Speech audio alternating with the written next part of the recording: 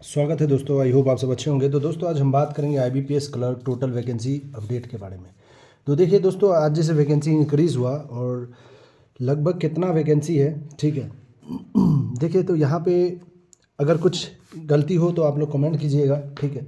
लेकिन जितना मेरे पास एनालिसिस है मैं पूरा आपको शेयर करने की कोशिश करूँगा यहाँ पे। तो आईबीपीएस क्लर्क टोटल वैकेंसी, ठीक है। तारीख है आज 21 मार्च 2025। तो इसके अकॉर्डिंग, इसके हिसाब से दोस्तों, तो डिटेल में मैं आपको शेयर करता हूँ क्योंकि नए नए भाई बहन आते रहते हैं, ठीक है, तो उनको भी पता चल सके। तो जैसे पीएनबी में वैकेंसी जो था 1800 था, ठीक है, स्टार्टिंग में। नेक्स्ट था यूबीआई में आपका था नॉट रिपोर्टेड। तीसरा जो था आपका सेंट्रल बैंक ऑफ इंडिया, तो यहाँ पर था आपका 2000, ठीक है। अब नेक्स्ट जो है हमारा चौथा जो है हमारा इंडियन बैंक है। इंडियन बैंक का है नॉट रिपोर्टेड। पांचवा जो है हमारा बैंक ऑफ इंडिया, तो बैंक ऑफ इंडिया का 331 था, ठीक है। तो टोटल वैकेंसी आपको दिखा दे रहा हूँ ताकि आप लोग एनालिसिस पता कर सके। छठा नंबर पे है हमारा यूको बैंक जो एनआर था, ठीक है। सातवां नंबर पे है हमारा इंडियन ओवरसीज़ बैंक जो आपका था 225। आठवां नंबर पे है हमारा bank of Maharashtra not reported. और नौवां नंबर है हमारा कैनेरा, ठीक है। कैनेरा हो गया हमारा 1250, ठीक है दोस्तों। और फाइनली हम 10वां नंबर पे हमारा पंजाब एंड सिंध बैंक, इसका है हमारा 522। ये नोटिफिकेशन का दोस्तों वैकेंसी है जो कि हमारा टोटल बन के आया था, ठीक है। टोटल बन के आया था 6128, ये नोटिफिकेशन में आया था, ठीक है। उसके बाद कहानी स्टार्ट होती है दोस्तों। यहाँ पे कहानी एक स्टार्ट होती है। 6128 वैकेंसी था टोटल, ये हमारा नोटिफिकेशन के हिसाब से। उसके बाद 1200 वैकेंसी ऐड होता है। कैसे पता चलता है हमें? आरटीआई के हिसाब से बैंक ऑफ बड़ौदा, ठीक है।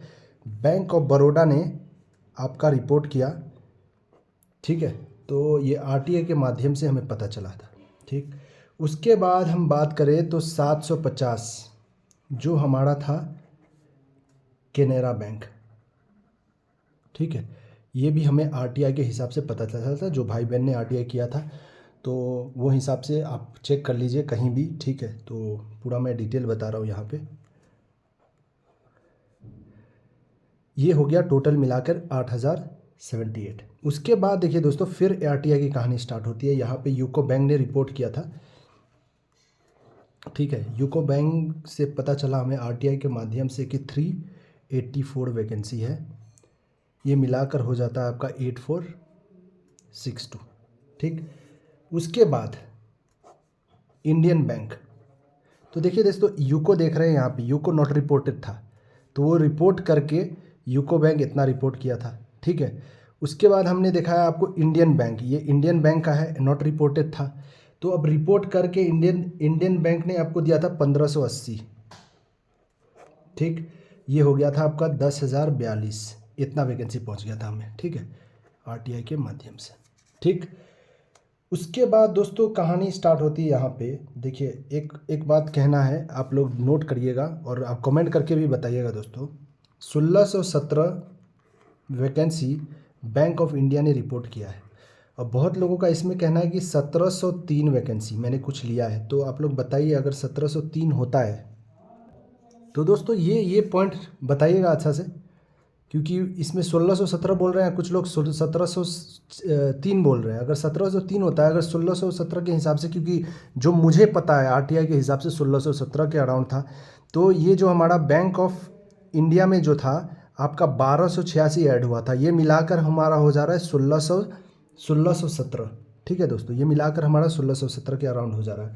तो अगर मैं यहाँ पे बैंक ऑफ इंडिया का आरटीआई लगा दूँ, यहाँ पे बैंक ऑफ इंडिया में आरटीआई के हिसाब से 1617, लेकिन हम लोग क्योंकि 1617 आपको पूरा ये ऐड करके होगा दोस्तों, ठीक है, तो ये 1286 हो रहा है वैकेंसी, ठीक, तो वो मिलाकर हमारा हो जाता है 11,328 वैकेंसी, ठीक है, इसके प्लस में जा रहा है, ठीक, ये आरटीआई के माध्यम से।